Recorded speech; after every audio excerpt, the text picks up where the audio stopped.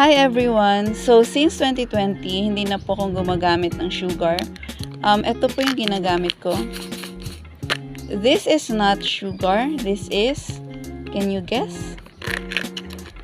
This is stevia erythritol blend. So I put a little bit of sweetener every time na magko-coffee ako. Black coffee and sweetener, yun lang. If you want to put MCT oil, okay din. If you want to put butter, okay lang din. Pero ako, okay na ako sa black coffee na hindi po 3-in-1 ha. And then, a little bit of the sweetener. Kasi medyo matamis to. And of course, pag nasanay na yung dila natin na walang sugar, konting sweetener na lang. If you have questions sa sweeteners, please put them at the comment section. Thank you! Happy low carbing! Stay healthy!